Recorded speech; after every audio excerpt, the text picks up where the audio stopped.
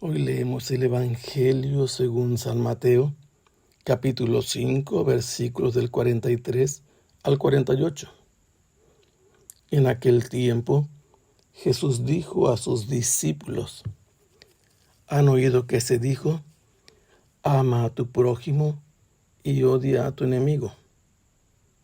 Yo, en cambio, les digo, amen a sus enemigos, hagan el bien a los que los odian y rueguen por los que los persiguen y calumnian, para que sean hijos de su Padre Celestial, que hace salir su sol sobre los buenos y los malos, y manda su lluvia sobre los justos y los injustos. Porque si ustedes aman a los que los aman, ¿qué recompensa merecen? ¿No hacen eso mismo los publicanos? Y si saludan tan solo a sus hermanos, ¿qué hacen de extraordinario? ¿No hacen eso mismo los paganos? Ustedes pues sean perfectos, como su Padre Celestial es perfecto. La lectura del Evangelio de San Mateo presenta a Jesús a la comunidad judeocristiana. Los primeros cristianos fueron judíos. En esa época lo que quedaba de aquel pueblo antiguo era solo la región de Judea, y los que habían vuelto en el retorno de Babilonia, y por eso se hablaba de judíos. Israel como tal había desaparecido. Y San Mateo quiere demostrar que en Jesús tienen cumplimiento todas las profecías, y por ello todos los que creen en las promesas y profecías divinas deben reconocerlo como el Mesías prometido por Dios, que está presente entre ellos.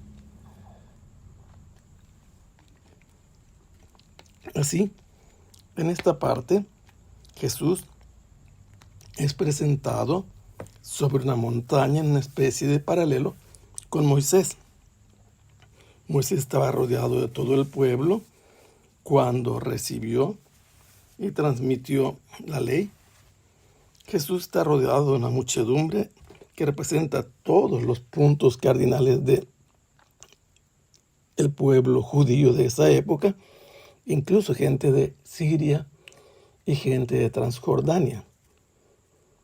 Sentado sobre una de las montañas o colinas que son abundantes en torno al lago de Galilea, Jesús habla como maestro, de alguna manera da su ley, pero más bien que legislar, él enseña cómo dar cumplimiento a la ley que ya recibieron a través de Moisés. Él no viene a abolirla, y les enseña cómo se debe cumplir el mandamiento: no matarás, no cometerás adulterio. Y él les dice que no deben divorciarse, que no deben jurar y tampoco deben vengarse.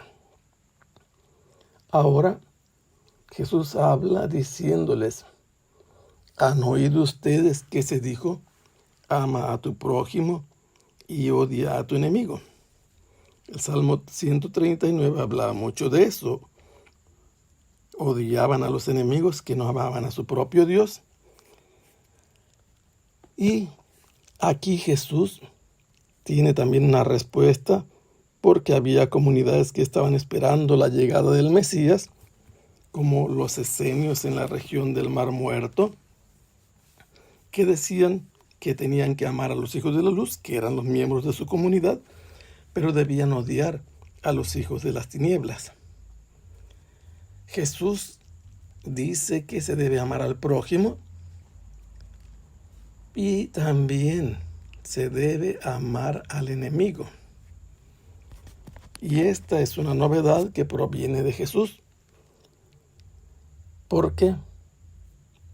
Porque Él enseña que el amor debe desbordar sus cauces, debe superar los límites y se debe demostrar porque son hijos del Padre Celestial. En la época de San Mateo, se encontraban en una situación de persecución activa, abierta. Aquellos que eran judíos y se habían mantenido firmes, aferrados a sus tradiciones, los veían como enemigos, y como enemigos trataban a los judíos cristianos, a los discípulos de Jesús, y buscaban de un modo continuo, decidido, agresivo, eliminarlos en todos los modos posibles. Y Jesús les dice: ustedes hagan el bien a los que los odian. Y una manera de hacer el bien, la principal, Jesús dice, es hacer oración por aquellos que los persiguen. La persecución significa no solo ir detrás de ellos, continuamente estar creándoles problemas, produciéndoles dificultades, rechazándolos y queriendo eliminarlos de cualquier comunidad. Y para demostrar su enemistad de una manera fehaciente, los acusaban en falso, los calumniaban sin fundamento. Esto es interesante porque, una vez más, el modelo de todo esto es el mismo Maestro. No es San Mateo que dice que Él perdona a los enemigos, pero en San Lucas Jesús ruega por aquellos que le han hecho el mal. Y su oración es importante. En ese caso no lo han perseguido, lo tienen capturado los que lo han ejecutado. Pero a ese efecto, su crucifixión de la persecución de los judíos como autoridades, y lo acusan en falso, es condenado siendo inocente. Y por eso Jesús es el modelo de esta conducta que requiere de sus propios discípulos. ¿Qué conducta es la que Jesús espera de ellos? La del Padre Celestial. ¿Qué hace el Padre Celestial? No discrimina.